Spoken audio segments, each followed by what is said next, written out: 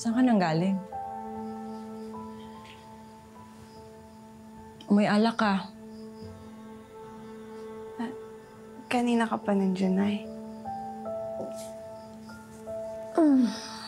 Naghihintay sa'yo.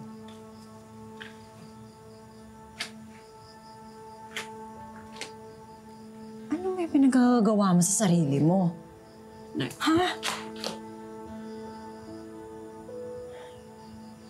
Hirap na nga tayo sa buhay. Kung ano-ano pa yung inaatupag mo.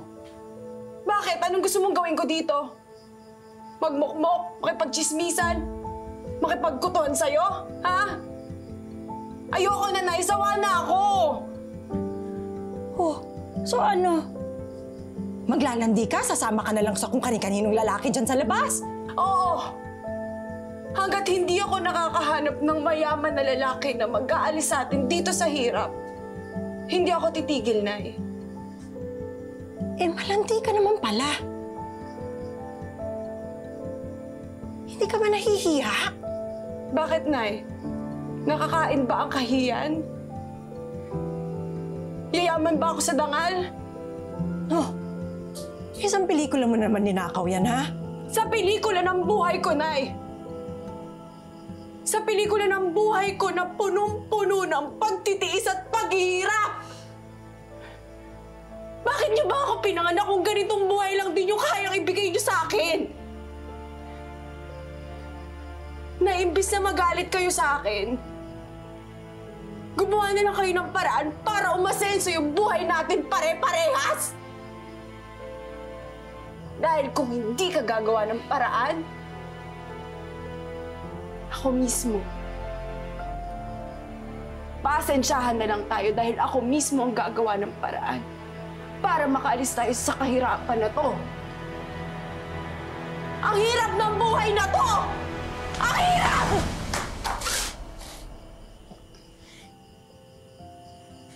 Ingrata ka!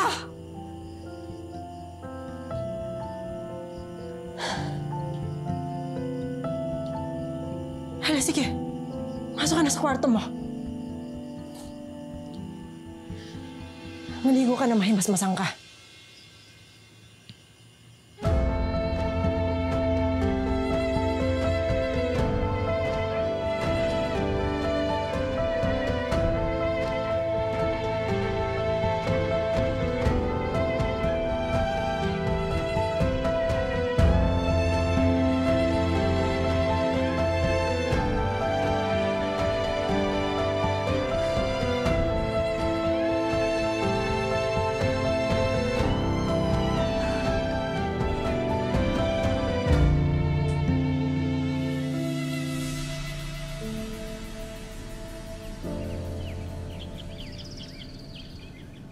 Mama, iwan ko po muna kayo.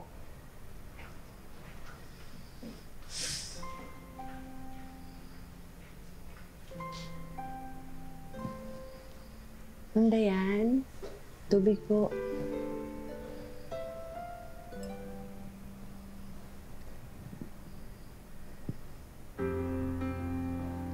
Okay po. Thank you. You're welcome po. Maupo ka? Sige.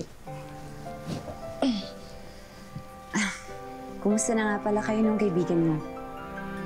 Nakapag-usap na ba kayo?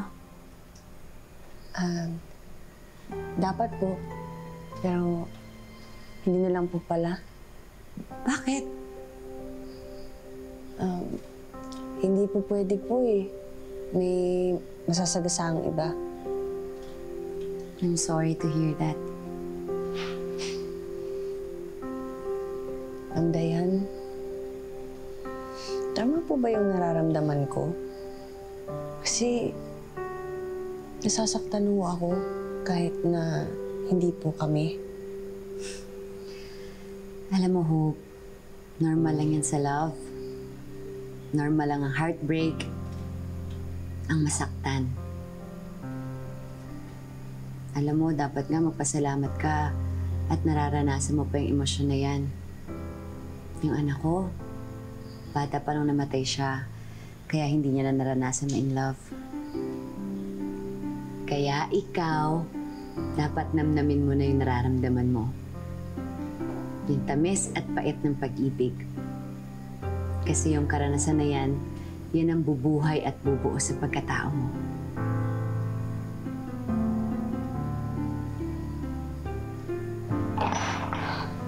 Hope? Bessie? Oh. Ma'am, excuse me po. Bessie, kakausapin ka daw ng manager natin. Bakit, Dam? Hindi ko alam eh. Basta pinapatawag ka lang. Sige. Mandayan, excuse me lang ho.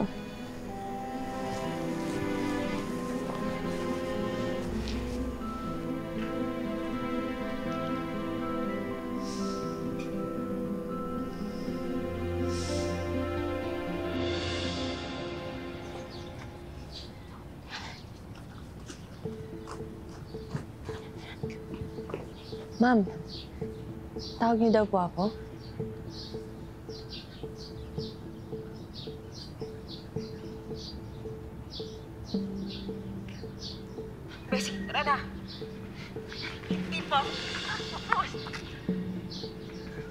Kumakalat yung video na yan sa mga group chats ng mga hotel staff natin. Lumalabas na inatake mo si Ma'am Aika, yung guest. Ma'am, hindi po totoo yan. Nandun din po ako, ma'am. Hindi po si Hope ang nagsimula ng gulo. Si Ma'am Aika po ang sumugod tapos pinahiya siya sa maraming tao. Ma'am, hindi ko naman po sinasadyang saktan si Ma'am Aika eh. Pero kahit na Hope, dapat hindi ka na pumatol. Ano sasabihin ng ibang tao? Ano magiging epekto nito sa pangalan ng hotel? Sasabihin din na ikapag-away yung staff natin sa guests. Di ba? Ma'am, sorry po. Pasensya na po, hindi na po mauulit. Saka nasa handbook yan na hindi dapat tayo na ikipag-engage sa conflicts ng guest. Maintain proper conduct at all times, di ba? Opo ma'am, tama po kayo. Kaya po nangihingi po ako ng paumanhin sa nangyari. Your apology is not enough. May nilabag ka na policy and alam mo na may proper sanction for that. Po? Ma'am, ibig niyo po sabihin, tatanggalin niyo po ako sa trabaho to? Ma'am, parang awa niyo na po, huwag niyo po akong tanggalin dito. Kailangan ko po to. Pagmimitingan pa namin mamaya yan. Pero board na ang magdi-decide kung anong mangyayari sa'yo. Pero Hope, sorry. Maaari kang masisante dahil doon sa nangyari.